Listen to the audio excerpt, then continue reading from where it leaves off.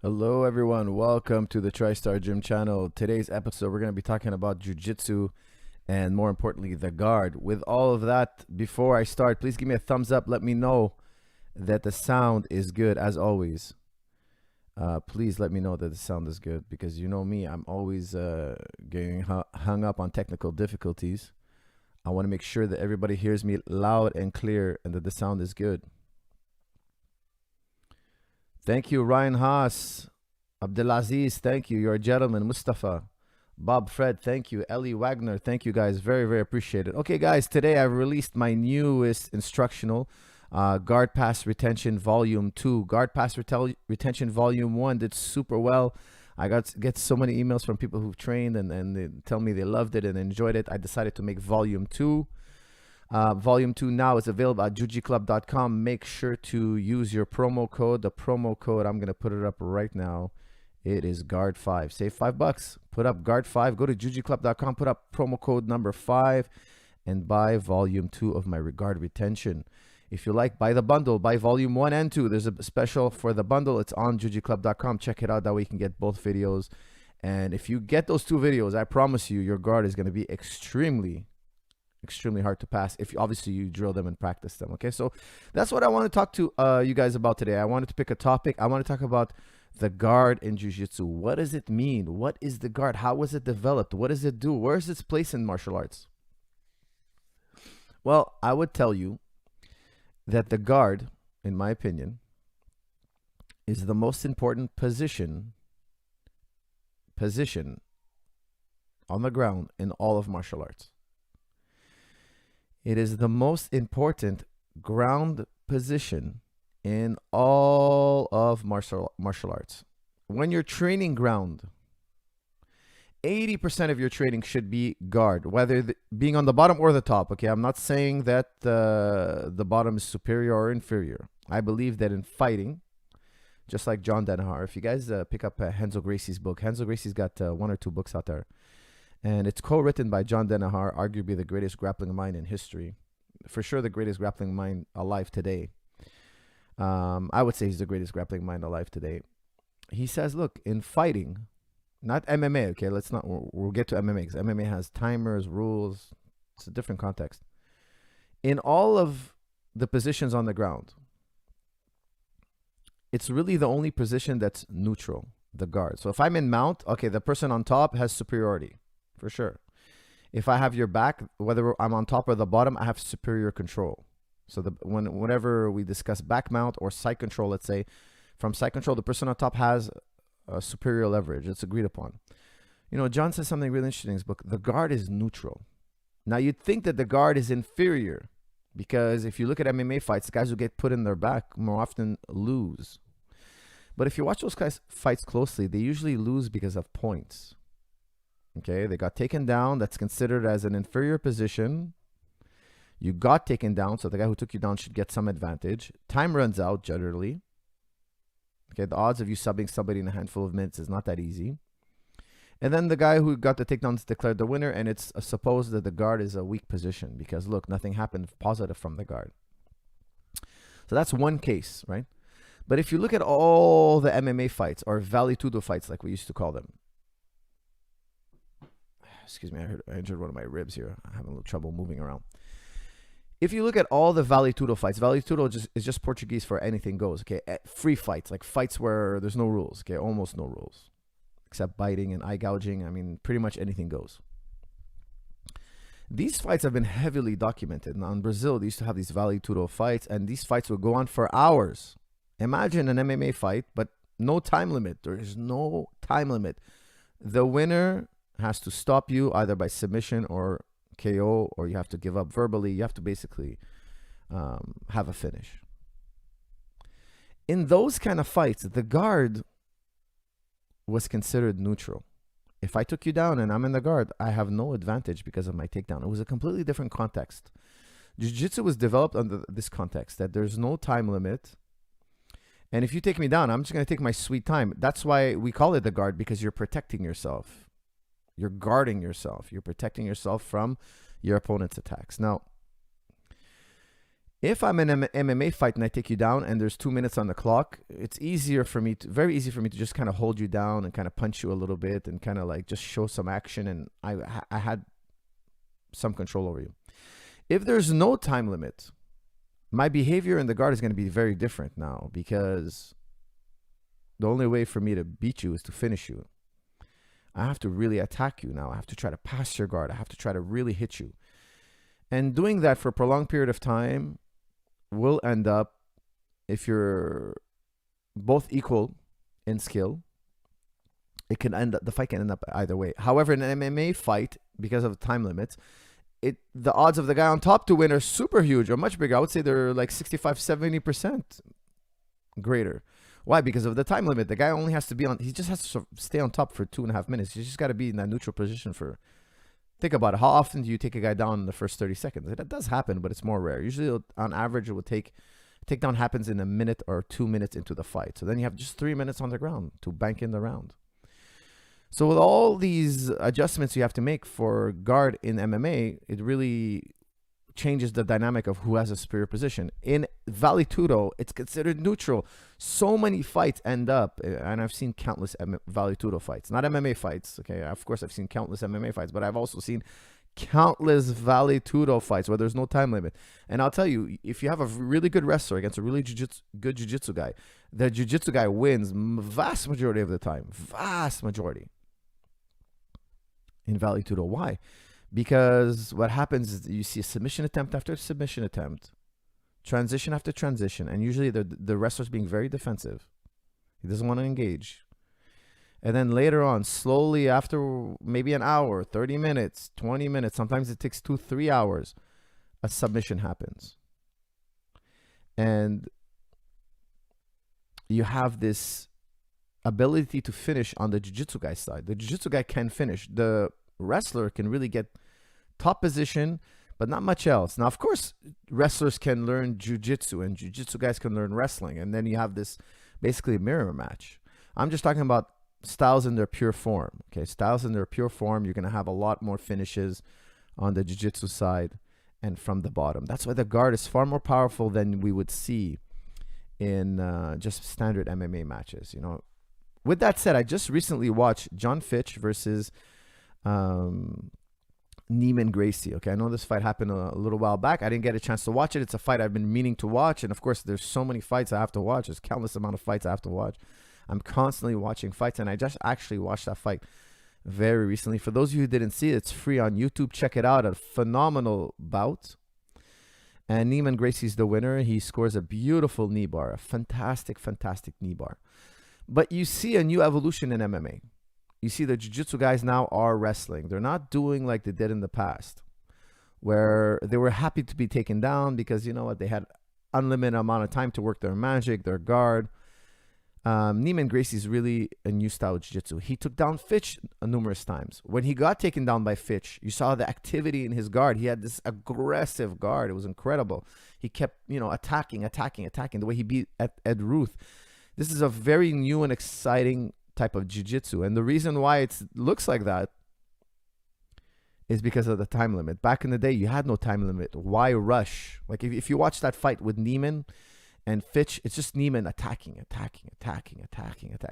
This is a very new way of approaching jiu-jitsu. Now, of course, in sport jiu-jitsu, we see that, yes, because there's a time limit.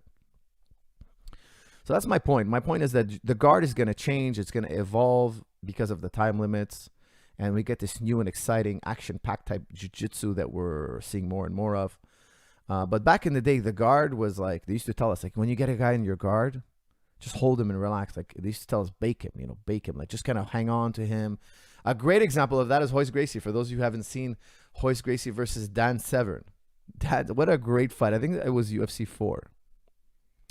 And let me set you the context. Okay, Royce had won UFC 1, UFC 2. UFC 3, he couldn't continue. He fought Chemo. He beat Chemo in an incredible fight.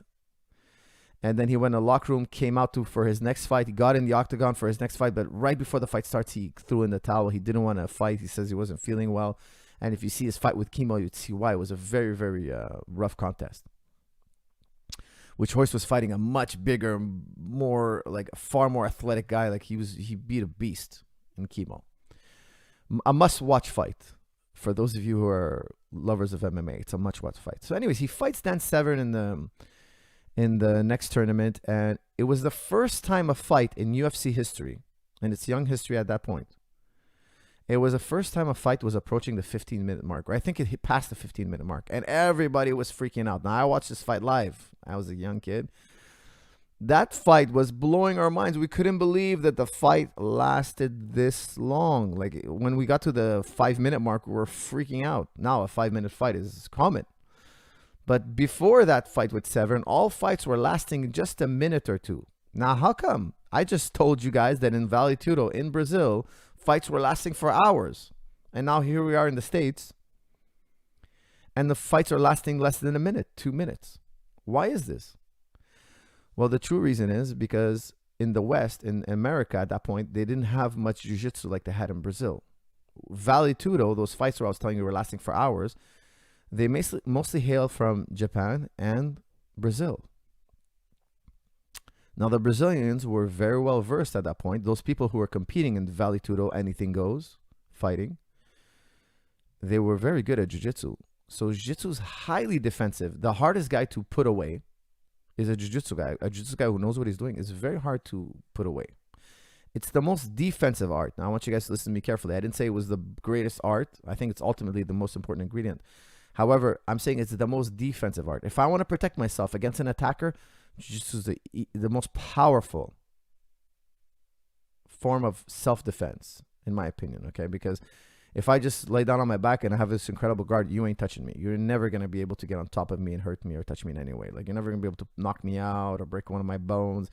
It's not going to happen. Like, if you have a world-class jiu-jitsu guy against any other martial art, and that guy, jiu-jitsu guy, just doesn't want to get hurt. He's not trying to win the fight. He's just trying to protect himself against you. You could be bigger and stronger. You won't be able to. Now, it might not be pretty because the guy's lying down on his back, and you can't throw a guy who is on his back. It's very hard to punch a guy who knows what he's doing and is lying down on his back. It is very difficult. Okay, more on the ground and pound later, because I know a lot of you are going to be like, hey, what about this ground and pound? Let's say it was a real fight. You're allowed to up kick. Even if your opponent has a knee on the ground, it would make a very different guard. Okay, it would be very, very different. So anyways, like I was saying, in Vol.2 in Brazil, the fights were lasting hours. In America, they were lasting just a handful of minutes. Why? Because there was not that much jiu-jitsu in the West yet in America. So it was the first time we saw a grappling match last that long. And if, lo and behold, it wasn't surprising to the Gracies, because the Gracies had been in that kind of fighting. A 15-minute fight for them was nothing. You know, Elio Gracie had already been in crazy 3-hour matches. Many of them, many of them. So it was really not a big deal to see Royce go for 15 minutes. And then Royce put on a triangle. Nobody knew what a triangle was. And then Dan Severn was tapping. Now today, people put on a triangle. Everybody knows. And they're like, hey, this guy's about to get finished. But back then, none of us knew what a triangle was. We're watching this thing here. Sorry, this thing right here. Nobody knew. He put on a triangle choke. He choked him out, tapped him. We were like, oh, so confused. What is this? What happened there? Did the guy tap? Was it fake? Was it not fake? Obviously, it was real. But, you know, at the time, we had so many questions. We're like, why did the guy tap? Why would he quit? It seemed like he was winning.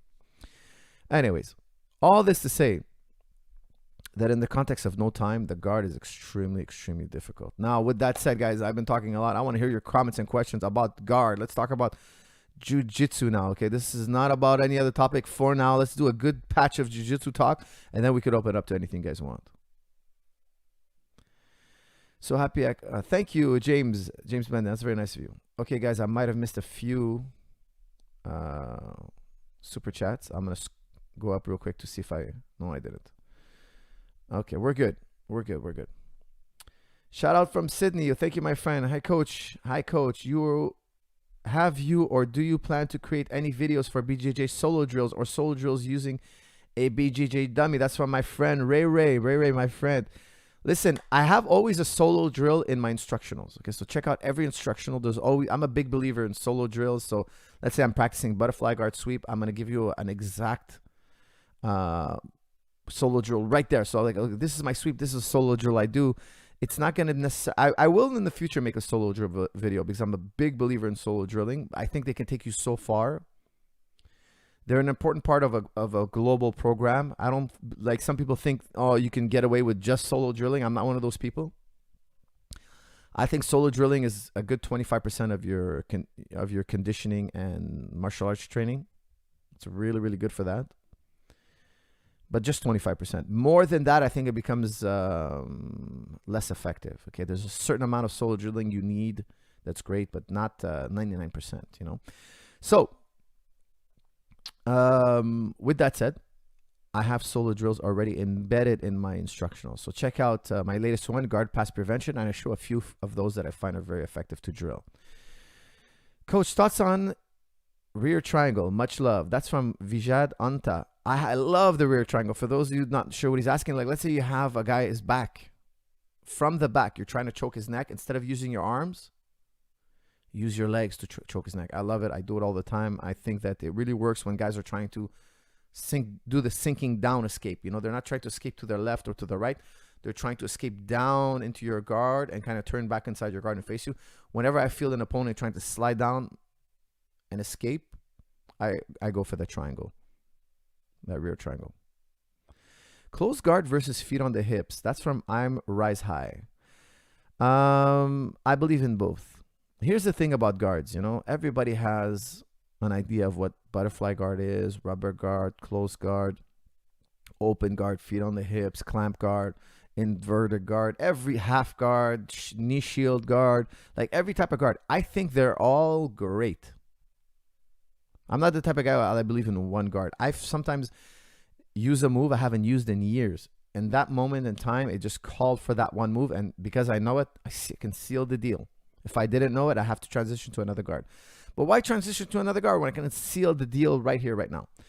I'm a big believer in all sorts of guards. Sometimes I'm fighting somebody, I'm rolling with someone, and I use one particular guard over and over again, and this guard just has this guy's number.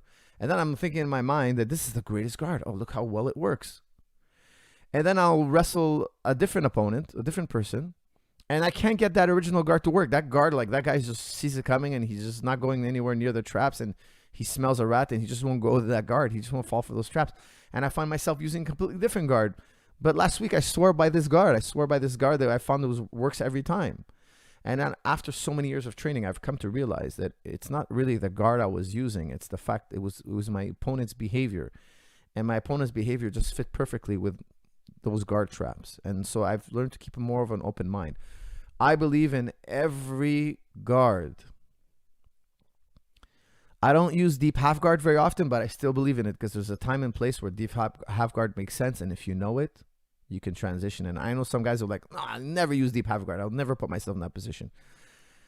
And I think that the jiu-jitsu can suffer because of that. I think you have to know the dangers of deep half guard and what are the positives of deep half guard. It's all about your understanding. Like I'll give you for instance, you know, I know some really good world champions. I won't say their names because I don't want to drag them in this controversy, but they don't do any half guard. Okay, world-class guys, they don't do any. They think half guard is the devil. Like it's just bad. Like never go half guard. If you're ever find yourself in half guard, fight to full guard. They have 1,001 ways to fight themselves back to full guard and only attack from full guard. And I'm the type of guy I play half guard, but I'm not gonna force you into my half guard. But I do a lot of half guard. Why? Because I find some guys are just a sucker for half guard. So when I come across a guy who doesn't know anything about half guard works, man. It just works so well, right? Because that guy's a sucker for half guard. He doesn't understand half guard. And I think that's the heart of jiu-jitsu. Like, I love the Darce choke. I do. I use it all the time. But some guys have a hard time Darcing them, but easier time leg locking them. And some guys it's the opposite. They're harder to leg lock and they're easier to Darce. I just find that you just have to understand the weaknesses and strengths of every guard. Now, some guards are not. They're weak. They're inherently weak. And how do we know which guards are inherently weak? Well, we just got to look at the international scene. What works at the highest level? And if it doesn't work, if we don't see that type of guard work at the highest level, maybe don't spend so much time working on it. You know, like there is just to be fair, there is a lot less deep half guard nowadays than there was back in the day. There just is. But we're seeing deep half guard here and there as a transition. So for me, for now, until somebody invents something or discovers something incredibly powerful from deep half guard, I use it more as a transition. I still use deep half guard, but I won't go and park myself on deep half guard and kind of sit there and chill. It's not my kind of guard playing. I don't have anything wrong with that if you feel right with that. I like to use half guard, and if I see an opportunity to zip through deep half guard into a back take or a sweep, I'll do it. Electric chair sweep is the next big thing in BJJ and MMA. That's from John Starr. Man, don't laugh, man. I know you're trying to be maybe a bit sarcastic, but the electric chair can, for those of you who don't know, it's like a deep half guard maneuver where you have a scorpion or a lockdown and you kind of force your opponent into a split. It's actually a very dangerous maneuver. Like, it's a good sub. It's a legitimate sub. I've seen really good guys get tapped to this. Now, me personally, I've been swept with electric chair, but never, I don't think I ever tapped, because I feel like you either get tapped or swept, right? So it's the lesser of the two evils to get swept. So I always wonder why people I think who don't see, that's a really good example right there. If you don't know how to, because when somebody's doing the electric chair on you, they're underneath you, splitting your legs open. It's very painful. If you roll over from the top position, they cannot split your legs open anymore. The pressure's relieved. If you don't know that, you can get tapped. If you do know that, you just kind of let the guy sweep you, give him his 2 points, but at least you don't get tapped. Now, if you don't know that, you'll get tapped. If you do know that, you won't get tapped. Now, let's say somebody shows you electric chair and you're like, no, I would never do this kind of stuff. It's so far out of my wheelhouse. You might not know that, hey, all you have to do is let yourself be rolled over. So that's the power of knowing the different types of guards, even though you might not be a master of these guards. I like to know every type of move out there. Sometimes I see a move and I'm like, hey, that's not my kind of move, but let me see, how does it work? Oh, yeah, the guy can do this to you. Okay, but that's the weakness of it. That's all I want to know. I want to understand where it fits in the global system of jiu-jitsu.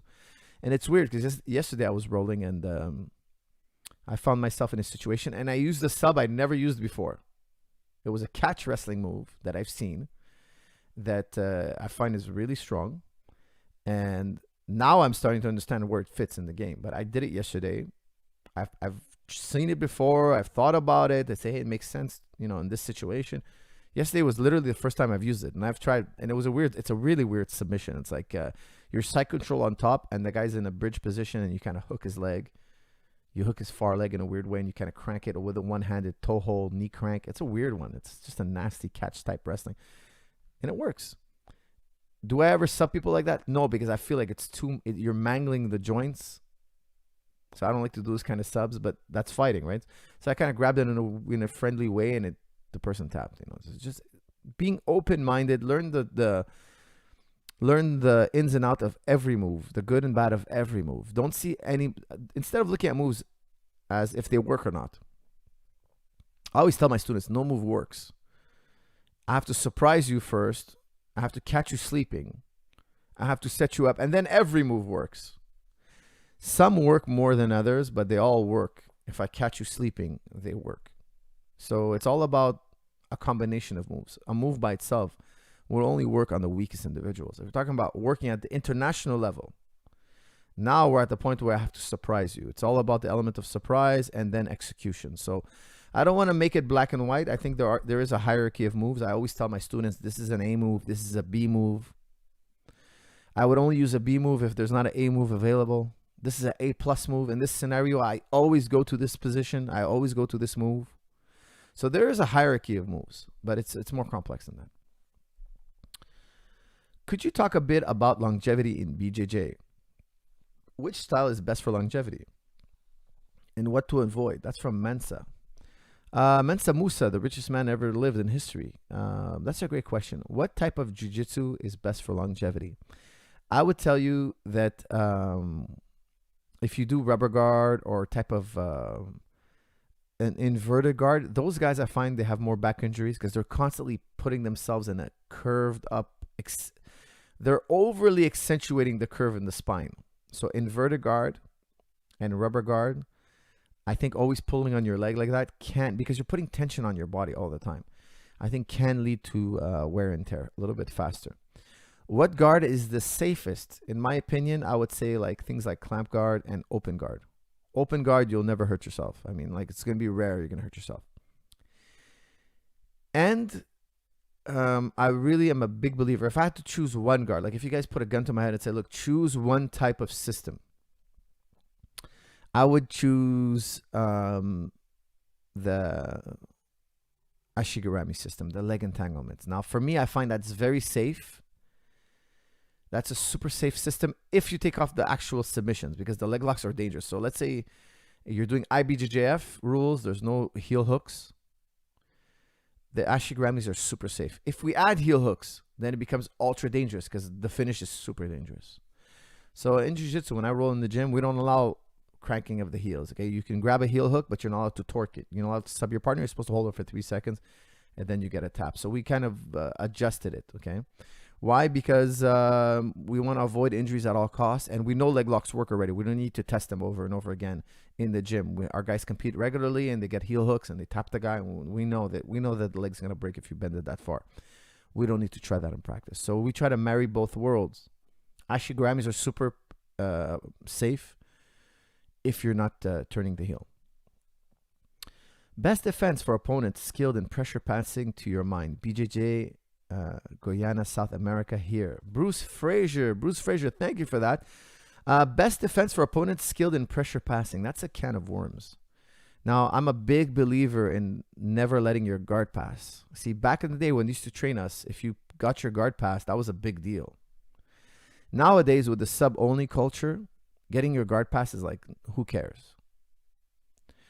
I think that has good and bad. Okay, I love the sub-only culture, the submission-only culture, because I love how good they are at submissions. They're really taking the submission science to the next level, and I'm a big supporter of that, big believer in that. But also, getting your guard pass too easily is really bad. So I still have that old school. I think we need to have a marriage of these two philosophies, and it's fun and exciting to see submission only, so I'm for that also. It can help grow the sport. But in MMA, if you get your guard pass too quickly, too easily, I mean, your jiu-jitsu might be too weak at higher levels. Okay, so you need a good ability to pass the guard and resist your guard from getting passed. Okay, so I'm a big believer in not getting your guard passed. And for years, I trained with one of the greatest guard passers ever, or George St. Pierre, the greatest MMA guard passers ever. So I spent a lot of time learning how not to get my guard passed, because if my guard got passed, and I was much smaller, I was 25 pounds smaller than the man, I had to make sure that my guard would not get passed, because if it did, it was really hard for me to do anything. So for many years, I developed and learned and schooled, researched the top maneuvers. And that's why in these 2 volumes, you guys will get very, very good tried and true tested methods on how to stop being passed, both pressure and loose passing.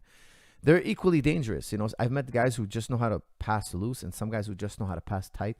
And I find that the pressure passes are more dangerous in MMA because it's harder to scramble up to your feet against them.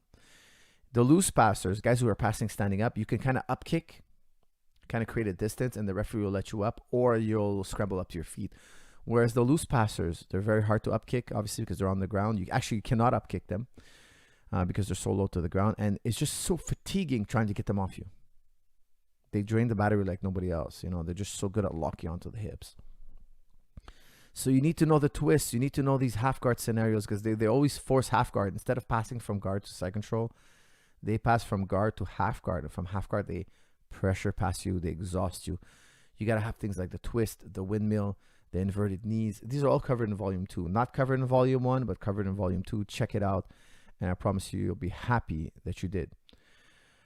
Best guard against larger opponents. That's from Casey Artez. Artzer, excuse me. I would say clamp guard.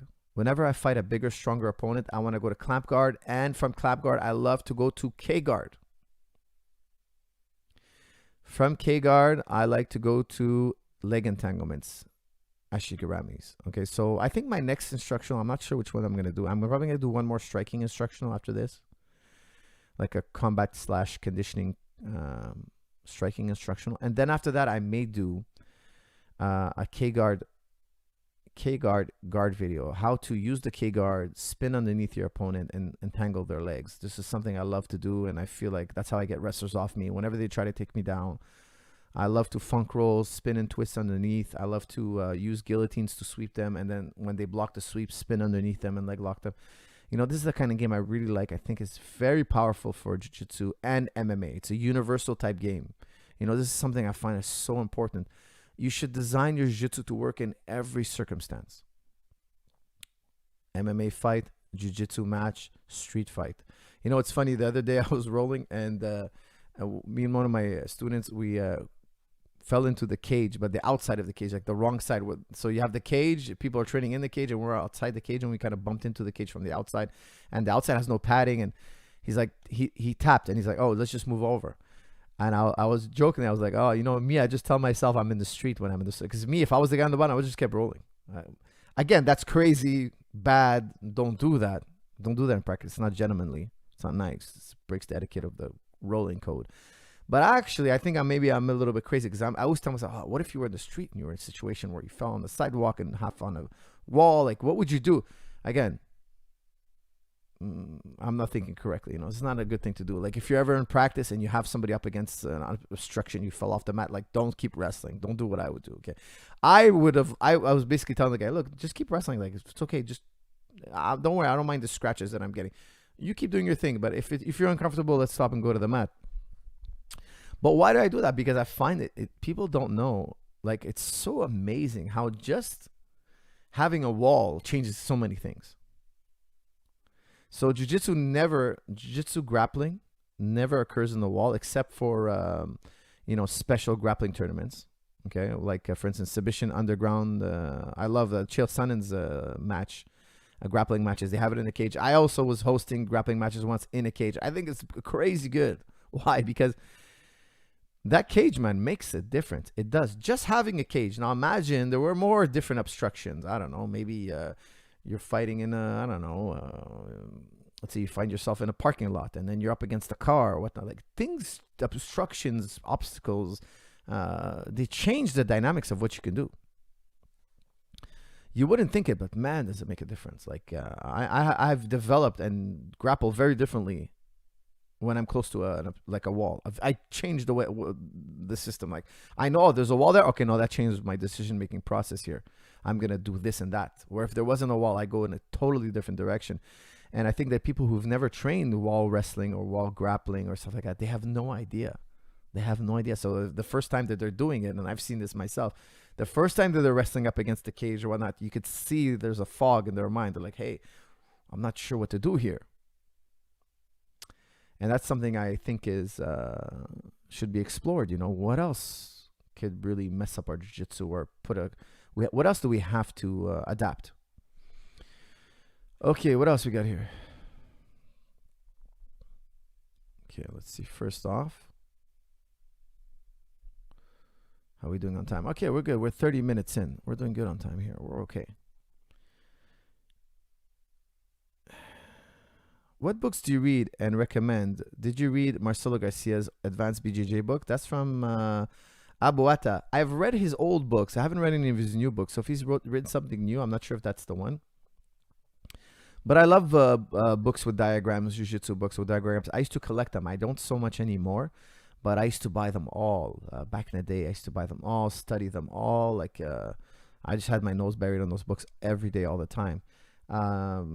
They're fun. They're fun because it's a quick way to learn. It's very quick. They're so well done. The Marcelo Garcia one was done like super professionally, and so many megastars did them.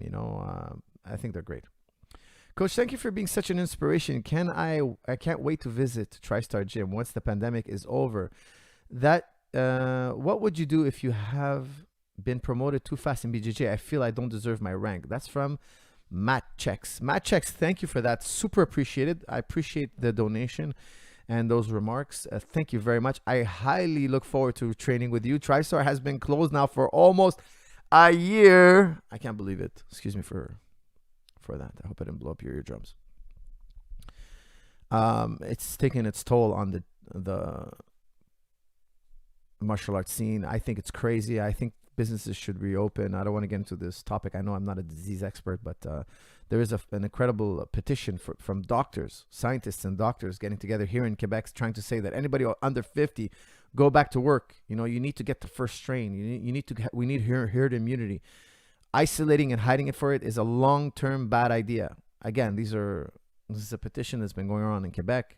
This is one point of view. I know there are others. I'm not saying that I can tell the difference between the two, but if I had to choose, I would choose that method. I think if you're in the position where it's lethal to you, you should isolate, and we should have government programs to protect, entertain you, take care of your mental health, your physical health, of course, every type of health that you would need.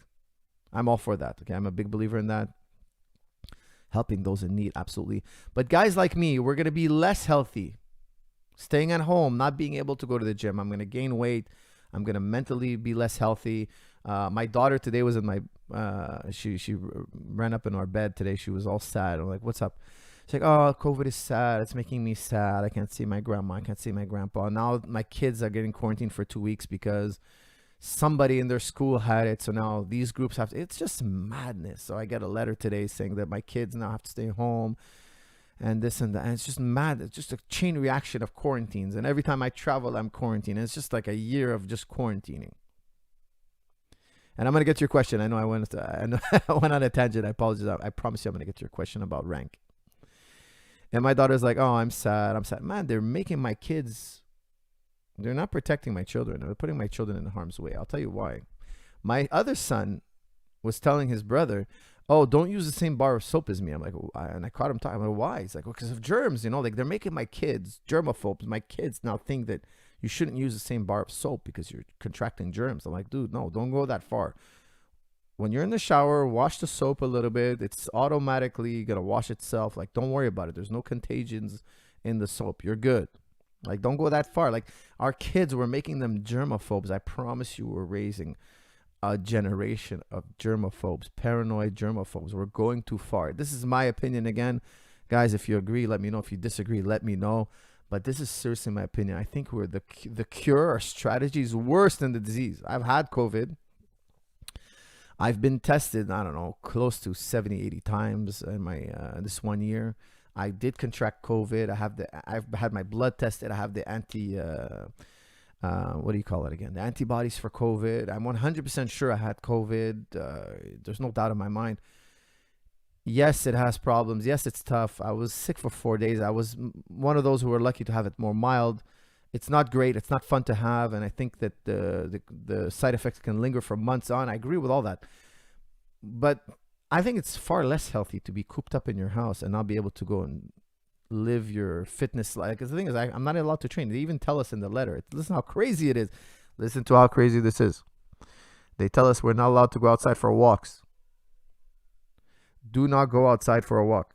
We have an 8 p.m. curfew. And now this new letter we get, you can't even go out for groceries. Do not go out for groceries. Find a grocery store that delivers to your house. It's insane. It is getting insane here in Quebec. It is getting to the level where I find it to be insane, crazy insane. I haven't seen my parents in almost a year now. My neighbors, my family, like literally I'm neighbors with my family, and I used to see them easily every weekend. I haven't seen them in months. Like, this is getting insane, and I think that it's harmful. Man, it's insane. But that's all I gotta say for that. Now, you had a question about being ranked too early. This is what I would do. I'll be honest with you.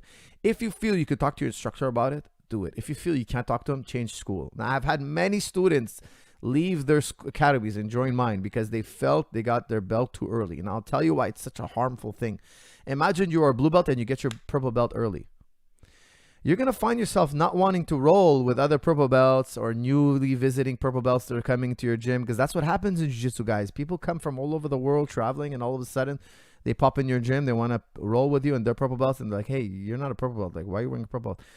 The reason why you're wearing a purple belt is because your instructor is giving out purple belts like candy canes because he wants to fill up the gym. It's a business thing, and I get it. There's a lot of pressure to promote athletes early because other schools are doing it. So it's a race to the bottom, as they say. I personally refuse to do that. Actually, I'll tell you guys a quick story. I had one of my brown belts. True story. One of my brown belts told me, Coach, this other instructor offered me my black belt and to open an academy together. This other instructor was a black belt from a different town, different country, different province, different place, completely. It's like, I'll promote you to black. Let's open a business together. And I said to my student, I said, look, if you want to open a business in that area, go ahead, open a business, but open it as a brown belt. And when you reach the day where you deserve your black belt, I'm going to give it to you. He's like, well, okay, but if I open as a black belt, I'll make, It's more attractive to business. I said, yes, it's true, but you're not ready. You don't know the positions yet. Take your time and get there the right way.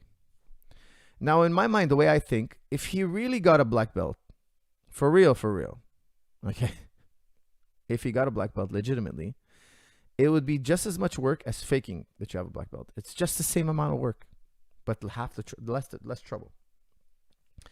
If you get your black belt too early, now you got to spend time and energy convincing people you didn't get it too early. You have to spend time and energy figuring out how you're not going to be exposed on the mat. How come you don't know these positions? How come you're having trouble with these other belts? Or how come you're getting swept in this way? How come you don't know the answer to these questions? It's far more energy to fake being a black belt than to actually become a black belt. It's like they say, like it would be harder to fake a moon landing than just to go to the moon. Let's just go to the moon, because faking it is far more complicated. Think of all the people you'd have to bribe or control or monitor that they don't leak out, that the fact that they were on the set of the fake moon landing. Like, just the energy, the time and energy of being fake. The consequences. He's going to have to advertise harder. He's going to have to do all these other things just to convince people. He's going to have to spend energy. He's going to have all these ill feelings because he knows deep down inside it's not authentic. I was like, hey, look, get your black belt, open as a black belt or open as a brown belt. I'm going to help you. I'll help you every which way, but be legitimate. Lo and behold, he thought about it and he ended up changing team, going with that instructor, getting his black belt from that instructor. Lo and behold, many people criticized it. It didn't help. Just putting on that black belt didn't help. It was the wrong way to go.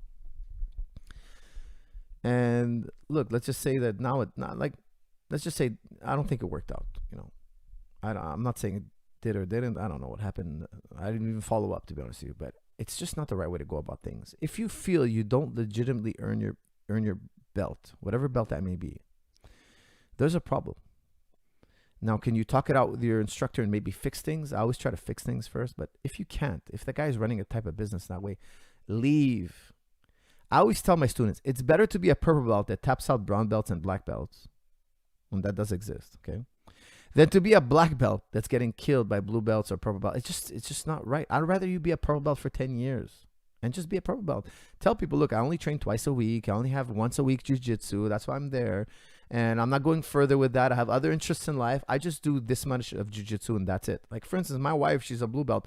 She will very likely never get a purple belt in her life. Never. And I tell you guys, never. Why?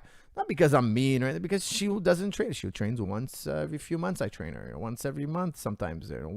Or sometimes she'll train 3 weeks in a row and then not for a few months. Like, it's just, that's never going to get you to purple belt. And that's okay. That is okay. You just got to be okay with it. That's the level of jiu-jitsu that you have. Why lie about it? Why promote yourself? Why? Because that person wants you to keep renewing your membership. Just be authentic, man. Jiu-jitsu, you don't want to fake it. It's too much headache. Is a black belt in a gi different from no gi? That's from Muhammad. Muhammad, I would say yes. That's why nowadays, I used to be only giving black belts in the gi. Nowadays, I will give you a black belt with or without the gi. It is different. It is different. In my opinion, and in the next 5 to 10 years, it's going to be even more different. Things are just going to be, because they're inventing things in the gi that are so complicated that if you took the time to lose them, it would take away so much time of the new complexities in Nogi. The sports used to be very close to one another, gi and Nogi, so it didn't make much of a difference. But now the techniques are so different. They're diverging so greatly. It's going to look like wrestling and judo, freestyle wrestling and judo. It's just going to look like wrestling and judo. Yes, you can do both, but can you be a world champion in both? Doesn't happen. So you eventually have to specialize. So I would do some gi. Like, I would do a lot of no-gi. If I'm looking to be a no-gi expert, I would do a lot of no-gi and a little bit of gi. And if I was a gi guy, I would do a lot of gi and a little bit of no-gi, because it's going to help complement what you're doing. It's going to help you think in different ways. It's going to help stimulate new new ideas. It's going to help you break through plateaus. It's going to take you out of your rut. Maybe sometimes, it's going to give you a fresh new way of grappling, a new idea, a new athletic development maybe. It'll help you break through plateaus. But trying to master both, I think it's going to happen for a while, because the guys, it's funny because people used to say, oh, look at the guys who win Abu Dhabi, the no-gi tournaments, they're all gi guys. Yes, that's because they did more jiu-jitsu than anybody else, not because they did gi. That has nothing to do with it. I used to say that 10 years ago. I say it has nothing to do with the fact that they wear gi. That's just a correlation. And now you have Gordon Ryan, who beat everybody in no gi. And he's a no gi guy. He beat all the gi guys. The guys who had 20 more, guys who had 10 years more experience than him. He beat them quite easily. Okay. So why? Because he's learning all this new cutting edge stuff that they haven't seen. That's why he beat them. That's the truth. He was doing techniques that John Danaher had innovated that nobody had seen before. So imagine you're the first guy who knows, well, it was leg locks, leg locks existed before, but these particular leg locks, this particular system is very nuanced. It's very different. These leg locks were not on the market. These transitions were not on the market. Nobody knew them. Only John Danaher knew them. And he showed them to Ryan and Gordon Ryan and the gang. Okay. And I was there when John was, the early stages of John developing these leg locks. He used to talk to me about them. He used to talk to me about how fascinating they are. Like, because, IBJJF, a lot of the Jiu-Jitsu guys shunned the leg locks. The leg locks were seen as a cheap move, where John was like, no, that's just primitive thinking. That's just like prejudiced thinking. That's just like, there's no logical reason why you wouldn't attack somebody's leg and break it. Like, it's such a vulnerable part of the body. An ankle, you can't really, sometimes an arm is hard to manipulate because the guy can have such a freakishly strong arm. But show me somebody with a freakishly strong ankle, and I'll be like, yeah, my arms are still much stronger than that. My body's still much stronger than that. The ankles have such a limited amount of, they're not a prime mover. Okay, let's just say that. And Gordon Ryan had that edge. Now, of course, Gordon Ryan is very intelligent. He's hardworking. He had other very good things going for him. Absolutely. But he also had one major component. He had new techniques that were like, wow, what is that? What is this transition? We haven't seen this before. This is new. So he had that advantage as well, among others. So gi is going to become, there's going to be more and more innovations. Why do I say that? Because I'm very privileged to work with many great black belts, and I travel, and there's always new things coming about that are very interesting and very powerful, and things we haven't seen. 3 years ago, that wasn't that sequence. Excuse me. I have a popped rib and hiccups. Bad combination for a podcast. My apologies. Very, very bad recipe when you don't know a sequence. So if somebody's doing a move on you and you're like, hey, I don't know what the sequence is, a new type of guillotine, new type of leg lock, new type of kimura, you're like a deer in the headlights. You're trying to figure out what he's doing. This is not part of the regular routine that jiu-jitsu goes through. You can get caught. Okay, so I'm a big believer that gi and no gi, they're innovating so many new things. Even the guard pulling we're seeing today, you guys are going to see all sorts of crazy ways to pull guard in the future. These are all coming down the line. What happened to your ribs, coach? How are your lungs? That's from dyslexic MMA fan. Hi, baby. Thank you for checking up on me. I hurt myself yesterday training. Nothing to worry about. I'm super, super tender, but it was from training. And what was the other question, my friend? Nothing. How are my lungs? Oh, my lungs are fine. I had COVID. When I had COVID, I didn't feel any lung problems. Like some of my friends who had COVID, like I know some guys, they were like, I walked up the stairs and my lungs were burning. I was like, really? That was interesting. Like one of my friends, shout out to my friend George, not George St. Pierre, another George.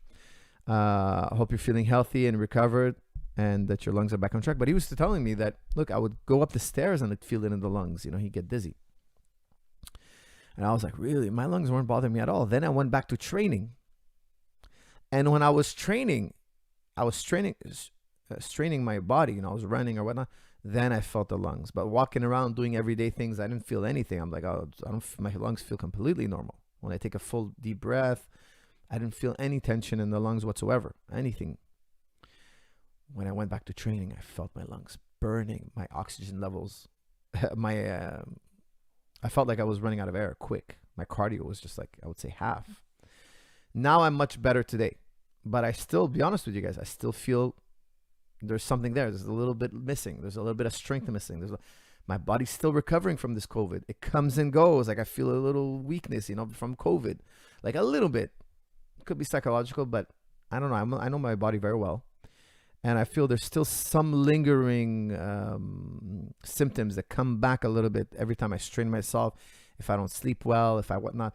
COVID is a weird one. It stays with you, I think, a little more. Like I know other people who lost their sense of smell and it took months to get it back. My sense of smell and taste just disappeared for a few days. Other good things that are good, euphemisms for doping, no judgment. I'm not sure what you mean by that. Sorry, I missed your earlier text. I am personally a white belt that taps black belts. The best feeling ever. That's from None at All.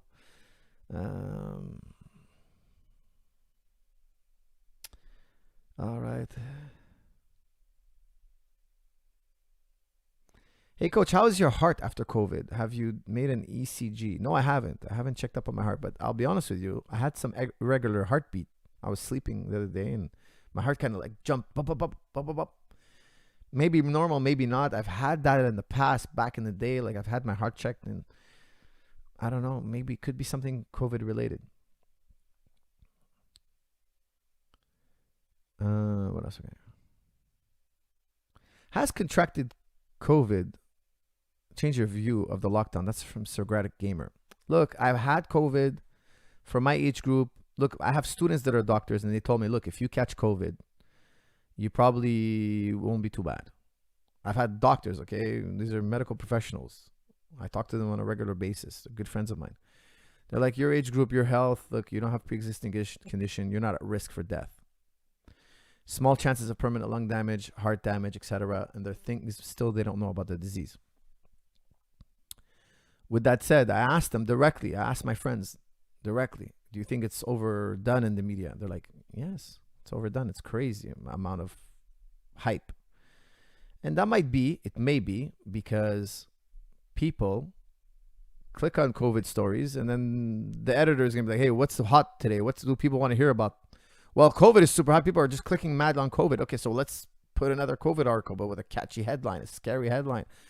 And then just this vicious cycle of people wanting to be fed COVID stories and editors wanting to give you COVID content because that's what you're asking for. Like before COVID hit, we were talking about climate change nonstop. Now nobody talks about climate change. I thought we were hanging in the balance. I thought that we were just about to reach the point of no return. We better do something about climate change right now. It's imminent. All of a sudden, nobody's talking about climate change. So COVID.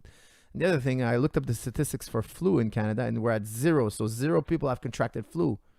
So it makes me wonder, and again, I'm not an expert in medical sciences. It's just me talking out loud here, speculating. So take it as it is. And experts out there, please do chime in. Please give us referrals to sources. Please do. They say, excuse me, I'm saying, because they say now there's zero flu right now. I think that imagine we tested for the flu, change COVID for the flu. Let's just forget about COVID and do everything we did with COVID. Give the flu the marketing power. Test people with the flu like you would if they had COVID. Because look, when you have the flu, you just stay home. You don't go see your doctor, and they don't register you and make statistics. Like, okay, some people do, but it's not like with COVID. With COVID, anybody who has COVID, they go to get tested. They're declared COVID patients over the phone. Like, it's just madness here. I don't know about the rest of the world, but in Quebec, it's crazy. Like, if I have a cold or if I have the flu, I just stay home. I don't even call my doctor. I don't go to the doctor. I just wait it out. There's nothing you do for me. I just do all the home remedies. I just wait till I feel better and I go back to work. But if you have COVID, you have to go get tested. You have to be quarantined, and you're on the paper. If somebody goes to the doctor with the flu, I'm assuming that they're going to be put as COVID. Why? Because it's so similar. Why take the chance? Are they going to test you to see if you have COVID or flu? No, they're probably just going to take your symptoms and say, look, this is close enough to COVID. You've got COVID. And it probably has a lot to do with subsidies or what other politics you want to put. But could somebody out there explain to me why the flu is at 0 now in Canada? Literally 0 people have been registered with flu. To me, it seems like almost an impossibility. Almost. Okay, more super chats here. Maybe I hit a hot topic button here. Hey, Professor, I know you're incredibly busy, but really need your insight. I sent a message on Twitter in the beginning of the year. If you're able to get back to me, I would incredibly... Dude, you know how many messages I get in Twitter? Rolling with Simon. Simon's T-Tag. Tang. S-Tang. Listen, my friend, I get so many messages on Twitter, and I'm rarely on Twitter. I will do, though, because you put a $20 donation, I will do my best to go and try to remember. I'm making a mnemonic now, okay? I will check my Twitter, Mr. Tang, but I have no promises. Okay, you're taking a real long shot stab in the dark here. Hey, Coach, has your mental health been affected during lockdown? How did you deal with it? That's from Eric D. Look, Eric, I'll tell you what bothers me the most. Because yes, my mental health has been affected for sure. It's my kids and my parents. They can't hang out together. And these two groups, my children and my parents, were always together before COVID. My kids and my parents were always together, man. Best friends. You know, my parents love to spoil them. My kids love to be spoiled. And they go to grandma's house on the weekend, every weekend. And it's like, you know, their time to go crazy. Candies, staying up late, you know, fun video games. Like, they have a blast. My parents are getting older. How many more years do they have? This is the pressing matter. They've been separated now for almost a year. This is what's difficult, you know, family time, this and that. The holidays come. You can't go see them. You can't go hang out with them. My parents will sometimes drop stuff off at our house, you know, my kids' favorite snacks and stuff like that. They'll cook them a meal, drop it off and leave. There's no quality time with the family. How many more years do these people have? You know, a lot of people out there, these past holiday season was their last holiday. Not because of COVID, because they're running out of years in their life. I'm sure a lot of them would have been like, hey, I want to see my grandkids. Screw your COVID rules. This is my last holiday season anyway. So for the people in that situation, my heart goes out to them because they're not allowed to see their family members legally now in Quebec. Like, the cops are going around, like, they're not letting you go see your family members.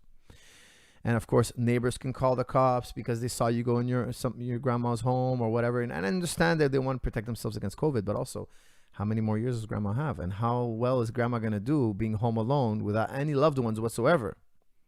So I worry more about the elderly's psychological well-being and children's psychological well-being, because I'm convinced our children are suffering from these lockdowns or whatnot. It's an absurdity to treat them like this. You know, I asked the schools, you know, the schools are like, oh, don't worry, we're going to put masks on your kids and we're going to have all these protocols.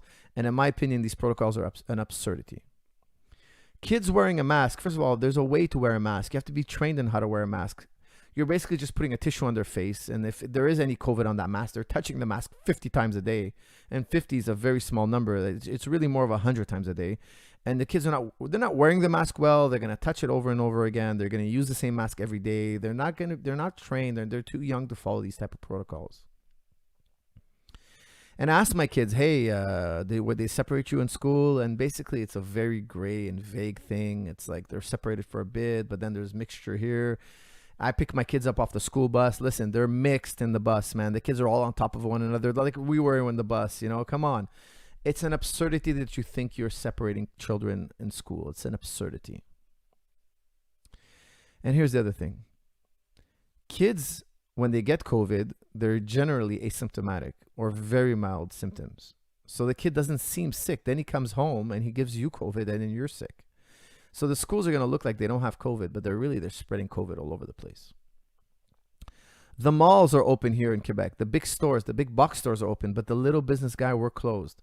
So instead of having 10,000 different places you can go to after school, after work, you only have these limited few places you can go to. So when you go to these places like the mall, they're jam-packed with people.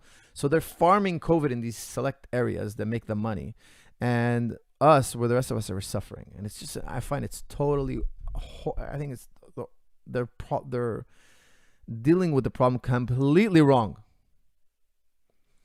It's just the facade of precaution. That's my opinion. And they do it for political reasons. It's just simply a facade. They're not seriously quarantining.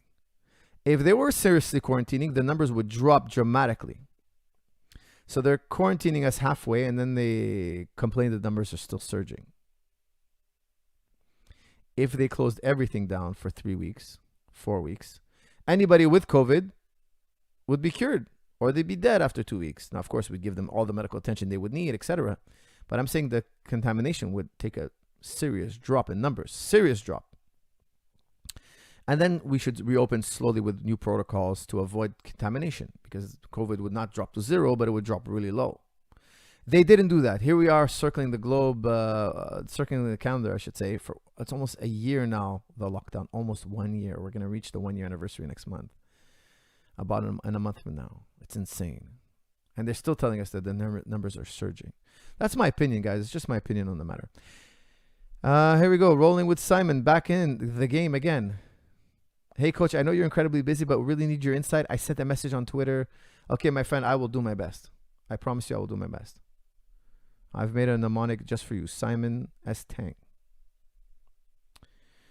Okay, guys, I will open it up to anything right now. Let's wrap this up very shortly here. We're in an hour in. We should be at the end of the episode here. I hope you guys enjoyed that talk. Don't forget to check out jiu-jitsuclub.com. My newest instructional is out. Past Prevention Favorites. Coach Zahabi's Past Prevention Favorites, Volume 2. Hello, Coach. Hold on, I got a sad face here. When is TriStar reopening? That's from The Wolf. The Wolf, I don't know, man.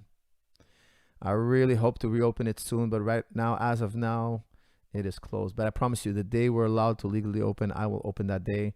And we're going to have some great training. I promise you this. Guys, I'm seriously considering. I'm not joking. I'm going to say it out loud here. I'm seriously considering moving out of the country because of these rules. Now, we recently traveled to Morocco, a country I loved. I traveled to the Middle East, a place I love. I know guys who've traveled to Florida, the U.S. is a possibility, Puerto Rico. I'm seriously considering moving my operation. So look for more news on that in the future. And I'm looking for a place to call home, somewhere to crash. And have a lot of good offers and a lot of possibilities out there. I'm very grateful for that. And I'm considering leaving the country to a place where I can train and, conduct business. Because right now what I've been done is I've been shackled by the government, what the government is doing here in Canada. And I understand, look, there's arguments on both sides. I don't want to say that the government is completely wrong. Don't take it that way. It's just that they send us a small amount of money and they say, live off this. And it's like, how do you want me to pay my mortgages and this and that and et cetera? And like, they shut down your business, but their business is up and running. Their business is up and running. So people are going to continue to catch COVID because, like I said, they're in the mall and big box stores. We have Canadian Tire here, Walmart. These stores are jam-packed. These guys are making so much money, and people are getting COVID. They're still going to school. Like, kids are still going to school. Like, they're not protecting us from COVID. Look, my kids supposedly were exposed to COVID. Supposedly. Maybe like a small chance, whatever. That means I'm exposed to COVID. So what was the point of me not going to work? Anyways, so we had an interesting comment here about the flu. This is from Marcus 808808. Many flu cases will be lumped in as COVID cases. That's why they disappear from statistics. Also, the distancing helps because flu is less infectious and dies off because of the rules. Marcus, if that was the case, you'd see a dip in flu, not a dip to zero. That means it suggests to me that for some, either A, COVID is wiped out, flu is wiped out for some mysterious reason that was unforeseen. Or two, they're calling the flu COVID. Why? Because they're probably subsidized in many ways, which they are actually. I shouldn't say shouldn't. They're subsidized. So the more COVID cases they find, the more money they make.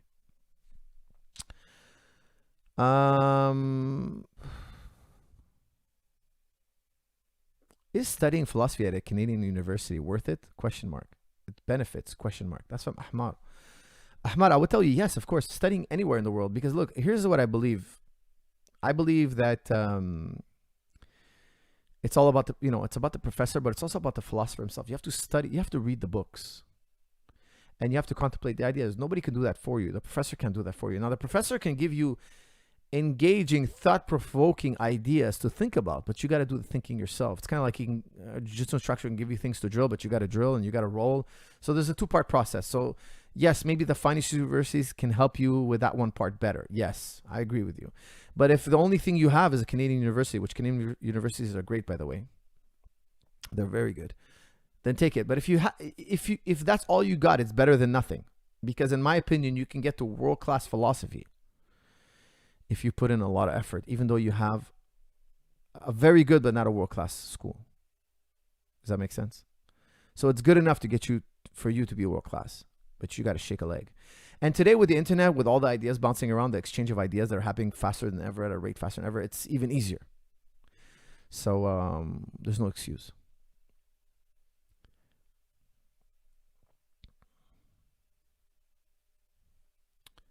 Okay, guys, what else we got here?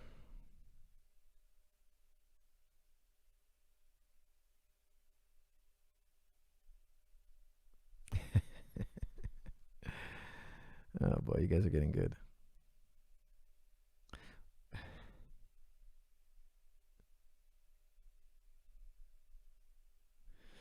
Is it true that your guys spar without shin pads a lot? If so, why? That's from Jacob. Jacob, it is true that we spar without shin pads. Sometimes, okay. Actually, no, we spar quite a bit. I do a lot of touch sparring. I'm a big believer in touch sparring. I still believe in hard sparring, boxing sparring, but that's for pros, and you have to be seasoned enough to get to that level.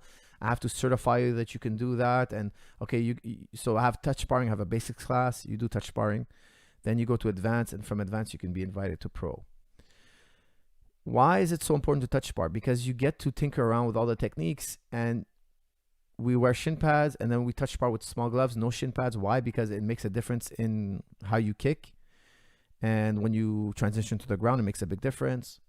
So there's pros and cons to all sorts of equipment scenarios, whether you have gloves on or not. Excuse me, what type of gloves you have on or not.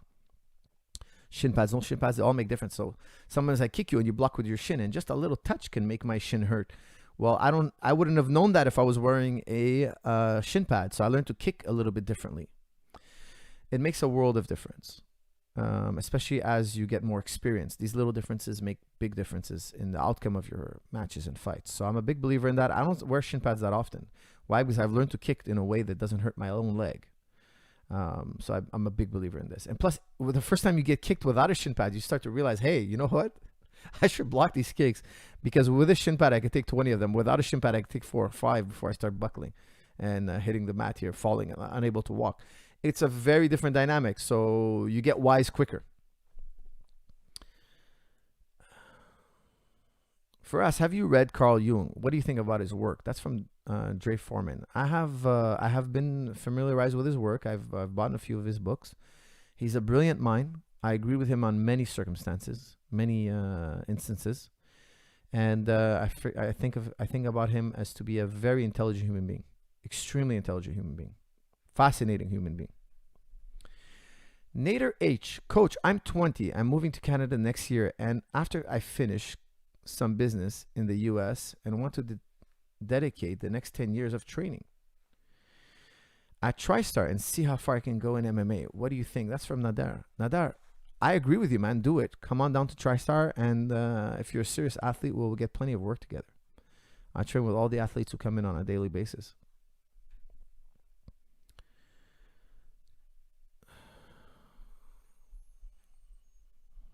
Okay, guys.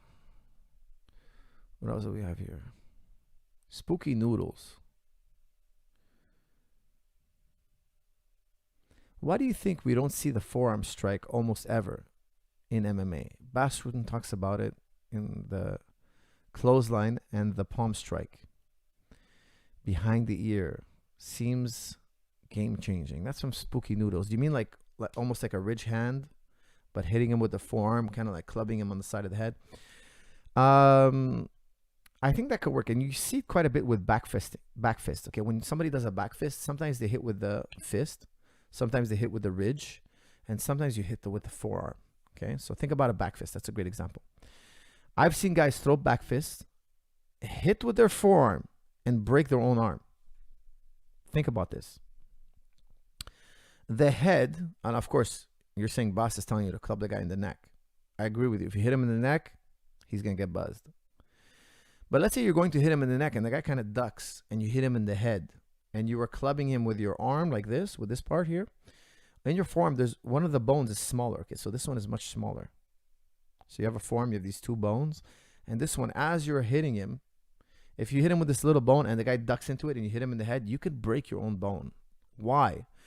Well, you probably don't hit the bag often like this. You should. If you're going to do these kind of attacks, you should reinforce them. Now, in MMA, there's so many type of attacks, so many attack selections that maybe this one is low priority because it's not as seen as often, so we forgot about it. Maybe someday, some guy throws the MMA world a curveball. He conditions his forearms really, really well, starts clubbing people on the back of the head, kind of when he throws a punch, his intention is to hit him in the back of the head, and he starts knocking guys out. I believe this can happen. Maybe Bas Rutten's discovered a blind spot. Now, the only way we could know that if somebody actually puts his theories to the test, because they make sense on paper, but we won't know until you go out there, reinforce your forearm, go out there, try it in sparring in a way that makes sense without injuring anybody, and then go book a live fight and try it. And who knows, maybe you've discovered something very, very new. What else we got here? Okay, guys, I'm going to wrap this up. We got maybe one or two more questions left.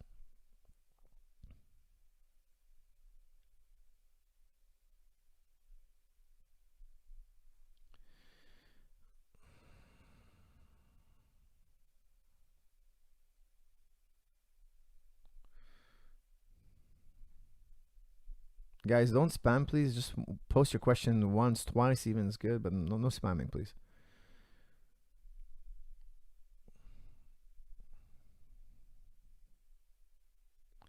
What do you think of Dogecoin? All right, cryptocurrency. Thank you, my friend with the Chinese symbols for a name. I can't read Chinese. I wish I could. I would give you a shout out.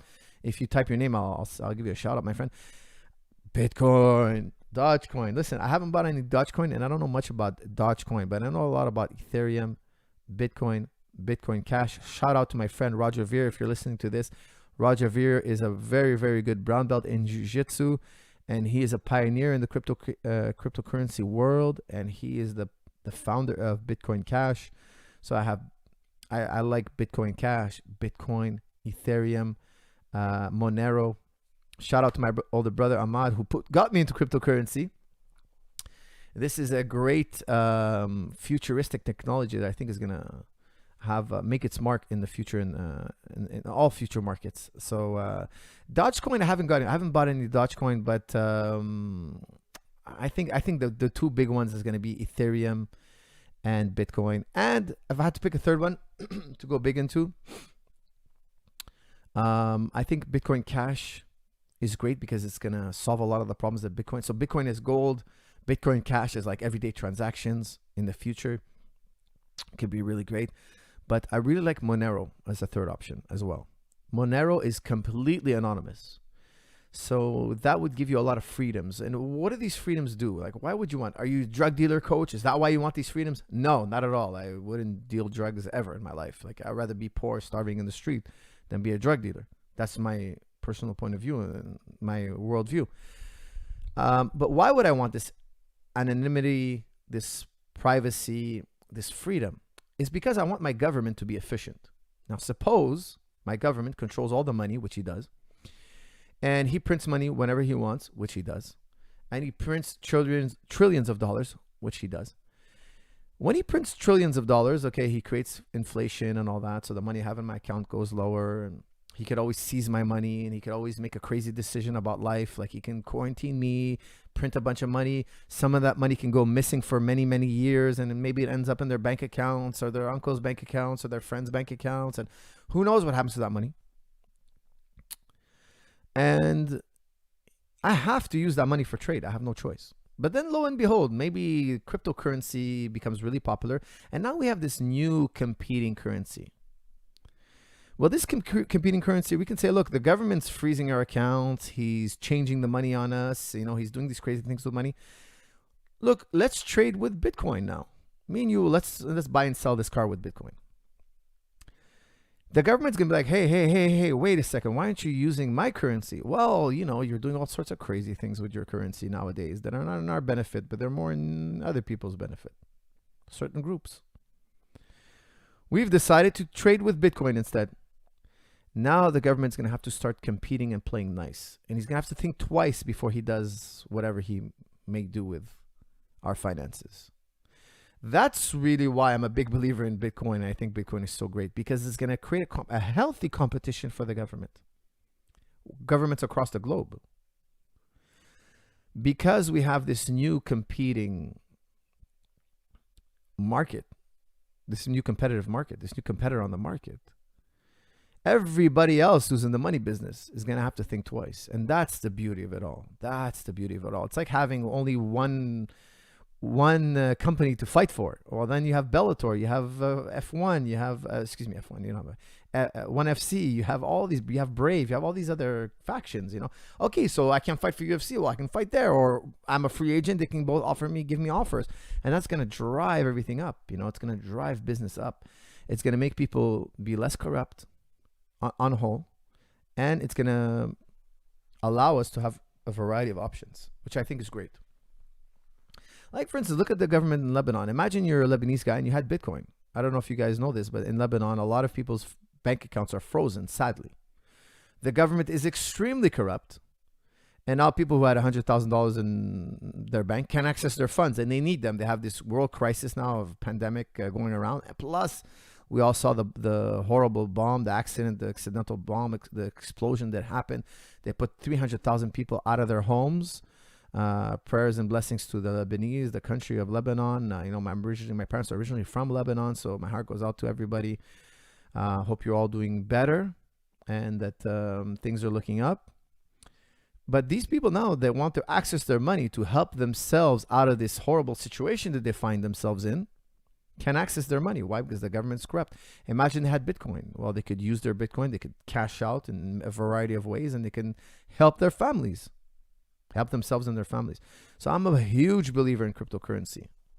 Huge, but I haven't bought Dogecoin yet.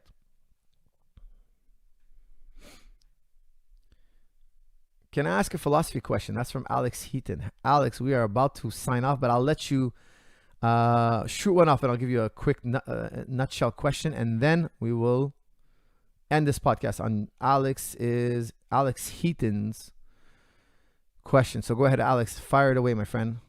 You don't have to super chat me. I'm looking for your question in the comment area. What if the government shut down the internet like in India? Well, I wasn't aware. That's from Muhammad Ahmed. I wasn't aware that India shut down the internet. That's huge. I have no idea about that. I have to look that up. Coach, you missed my super chat. That's from Al Hassani. $2. Hassan. Oh, there's no chat in it. Hold on. Did I miss another one? Okay, I'm trying to find your super chat, my brother, but unfortunately, I don't see it. Oh, here it is. Al Hassani. Salam, Coach. You just started my YouTube channel. Would you be a guest on it soon? I would love to have a conversation with you. That's from Azmi Al Hassani. My brother, listen, I get so many demands for podcasts. Like I'm always getting podcast. Everybody's got a podcast. I got a podcast, and so do 8 billion other people. And I have almost no time to do my own podcast. But I would love to do your podcast just to be nice. But hit me up again in the future. Email me and find my email. You'll find it online. Email me, my friend. Make a request, and I will do my best to come up on your podcast. Okay, but I have a long list of podcasts already asking me to be a guest. Alex Heaton, you said the idea of God can't be augmented because you'd add to God. But surely you can add to things other than God to formulate the idea. That's from Alex Heaton. Wow, Alex. This is not in a nutshell type answer you're asking me. A God question at the end, the last question, a God question. Goodness. Okay, so let's talk about the philosophy of God. Let's talk about it in a nutshell fashion, okay? Because I do want to end the podcast now. Okay, so Alex Heaton is saying, I once upon a time gave... I explained an epistemological idea, okay, an idea that there are no new ideas. So in philosophy, some philosophers argue that there are no new ideas. You're a tabula rasa, as John Locke said. Everything you learned, you used to be a blank slate. So imagine a white sheet of paper. Okay, it doesn't actually translate to white sheet of paper. It's more of a blank canvas or a blank sheet of clay. But tabula rasa just means, look, you came into this world, in quotes here, I'm going to say a blank sheet of paper. It's just easier to understand. And when you came into this world, you had experiences, you touched, tasted, smelled, heard things, and that drew on your piece of paper for the first time. And everything that was drawn on that piece of paper, so let's say, for instance, you saw a flower, now you have a flower in your head. And then you saw, I don't know, you saw a bicycle, so you had an idea of a bicycle. Then you saw an ice cube, so you had an idea of an ice cube. So in your head, you can jumble them all around. You can make a bicycle the color of that rose you saw. You saw a flower that had a particular shade of pink, and now you can imagine that shade of pink, that bicycle in that shade of pink, even though you've never seen that bicycle before. So what all these philosophers will tell us, there's so many of them that gave us the same argument. They would say, look, okay, Santa Claus doesn't exist, but men exist. Flying exists, reindeer exist, and that was just a collage. You added those ideas together. But how do you know men exist? Well, you were born in this world and you saw a human being and you experienced that. Now you have an image of a human being in your mind. You saw a sleigh for the first time. Now you have an idea of a sleigh. You saw a deer. Now you have an idea of a deer. Somebody mixed up all those ideas. You had the idea of flying. You saw a bird. You had the idea of flying. Somebody mixed up all those ideas and made a flying man with flying deer, and he made a collage of ideas. So the argument is that every idea is actually true. You've experienced it out in the world. Descartes says, look, you can draw anything you want. Come up with the most crazy drawing, artwork, and each one of those elements existed out in the world. You saw them out in the world, and you came in on this canvas and you drew it and you mixed it up in a way that was new, but that new picture that you drew was just a collage of old ideas. Okay? Now, then we come to the idea of God. Well, the idea of God, you've never seen, you never experienced God in the world, so therefore that's an innate idea. You were born with it. Okay? So there's an ontological argument, the argument of innate ideas, made by many philosophers over the years. Now, the greatest argument against this idea was made by David Hume. David Hume said, no, you weren't born with the idea of God. Now listen carefully. David Hume gave us he's the greatest, in my opinion, he was the greatest atheist. He never declared himself an atheist directly, okay, but we assume he's an atheist, and that has a lot to do more with his politics of his day. But let's just work under the assumption that he's an atheist for now, okay? Because 99% of philosophers will tell you, no, the guy didn't believe in God, okay? But some will say, look, he never actually came out and say that. But let's put that on side for now. For the sake of argument, to make everybody happy, let's say he's an atheist. An agnostic. Okay, let's say, but he's a very, he argues very heavily against the idea of God. He says, look, you weren't born with the idea of God. You're using the idea of augmentation. So, for instance, imagine for the first time in your life, you see a glass of water that's half full, and I pour you some more water, and you see augmentation. You experience the idea of augmentation. Now you can take that idea of augmentation, and you can augment anything in your mind. You can mix it with another idea in your mind. So let's say, for instance, you have the idea of man. But let's say you say, oh, what if man was stronger and smarter than he is now? So man is strong, smart, wise. Let's say I made him more wise. So you keep augmentating. And then all of a sudden, this man is not a man no more. He's like a god to you. So Hume's argument in a nutshell, counter argument in a nutshell, is that you use augmentation to get this idea of God.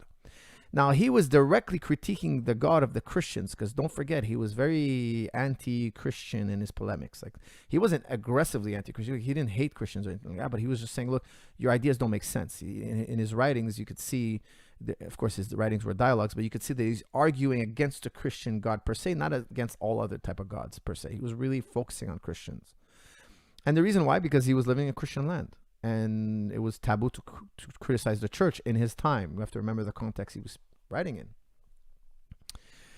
So he's saying, look, you're using augmentation.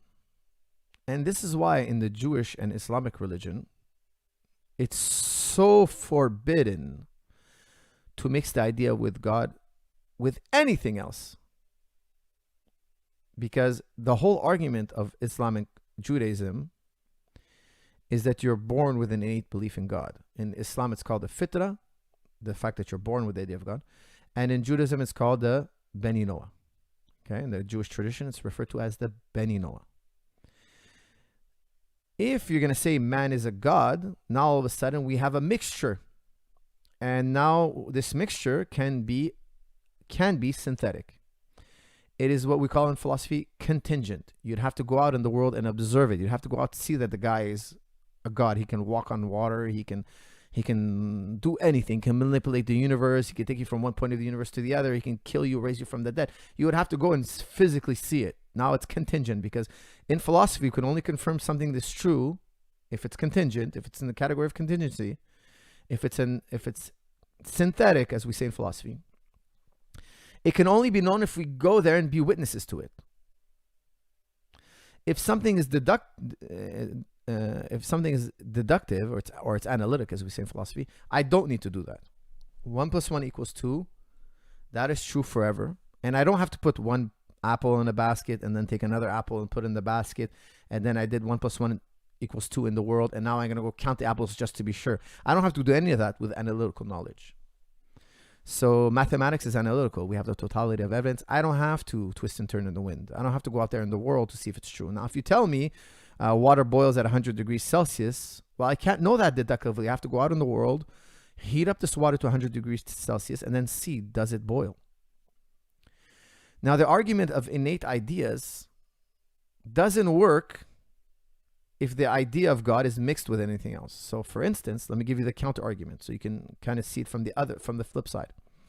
Let's say I were to tell you, my dear Alex Heaton, I want you to picture an R7-1. I want you to picture R7-1.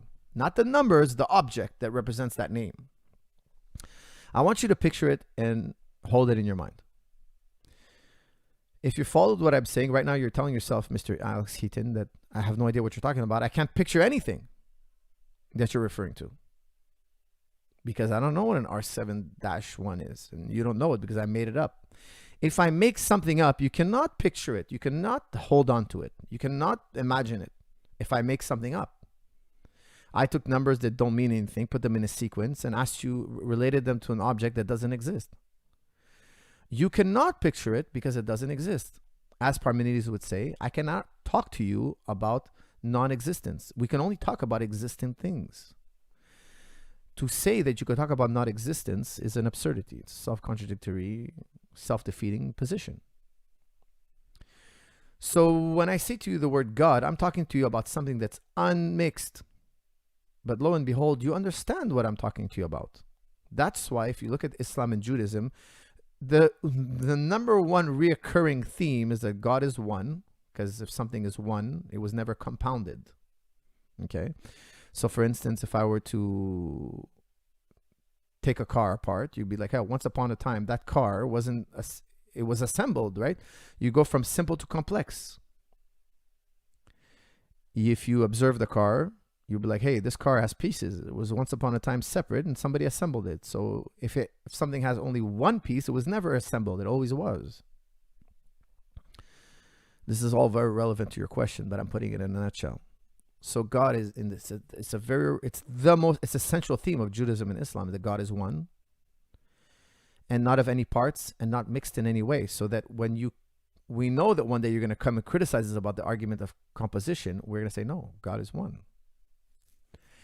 And that would be a God that's self-evident.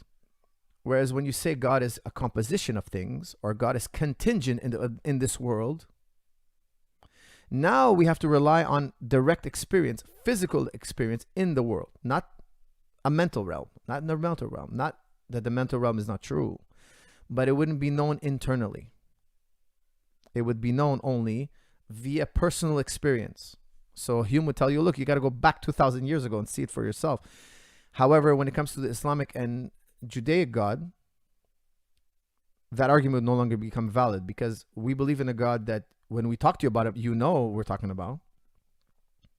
Hence, you have this internal experience. You had this innate experience.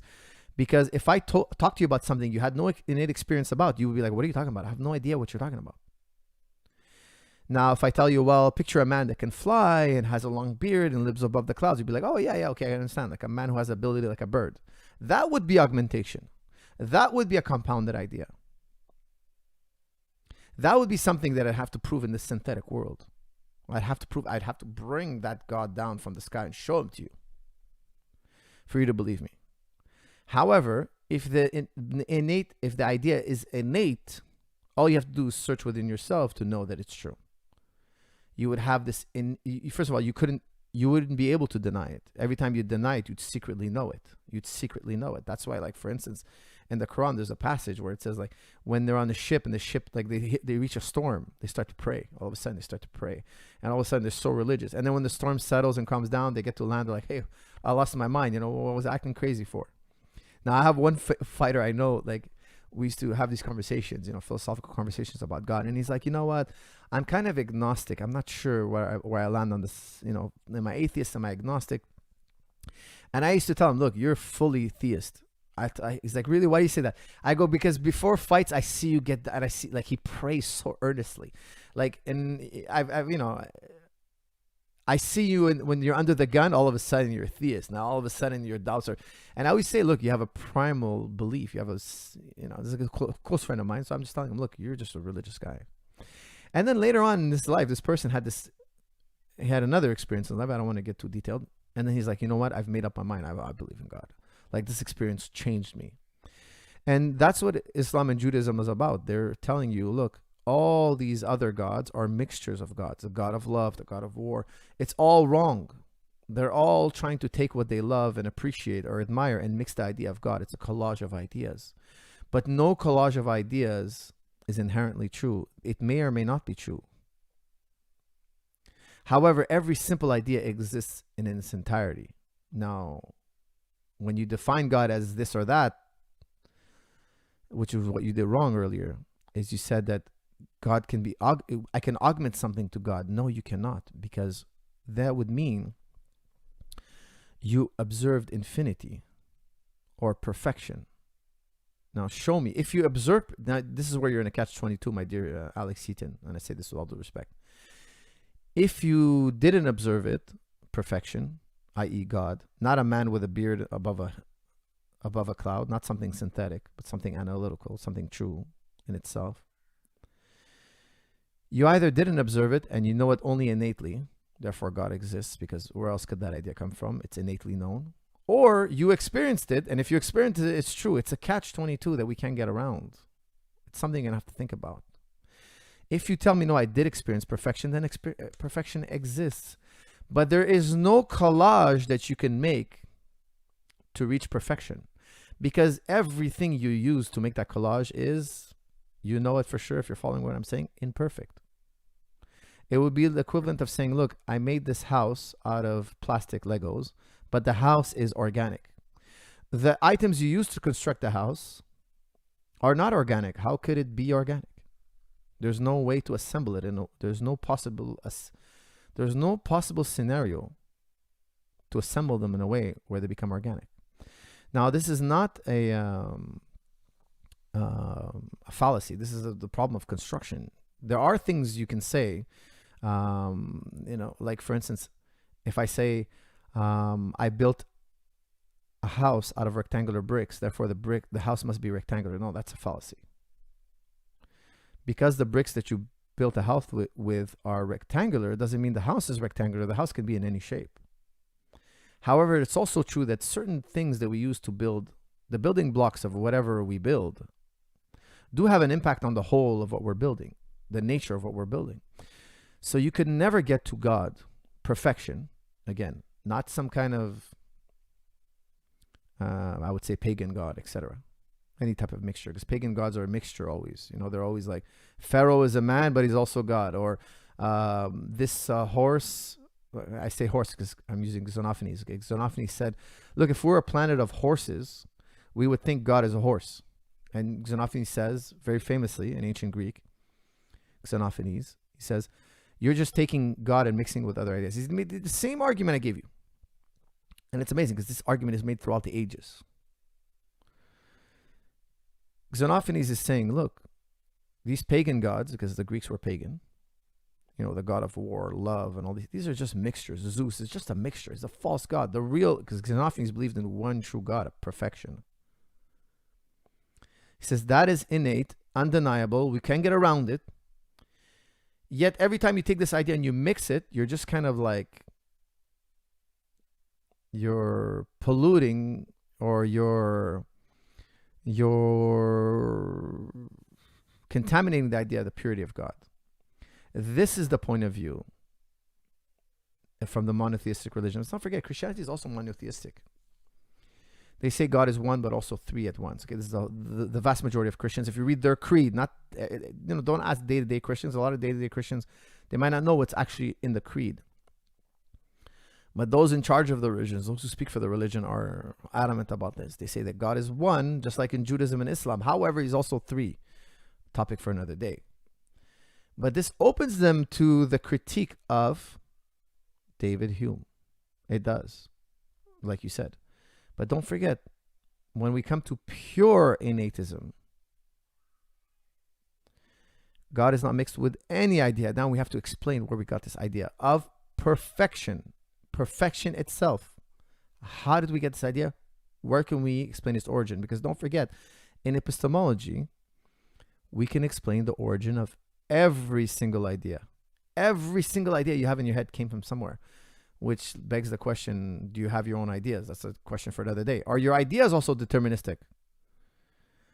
If you have a thought, did you choose to have that thought? Or was it a consequence of events of the past? Is it a mixture of the two? Free will and determinism, etc. A question for another day. Thank you all for tuning in, my friends. I hope I didn't rant on and like totally down you guys with that talk. I hope you enjoyed it. I hope it's interesting. Alex Heaton, my friend, I hope I answered your question thoroughly. I hope you enjoyed that. And I hope to see you all in the next episode. Thank you for tuning in.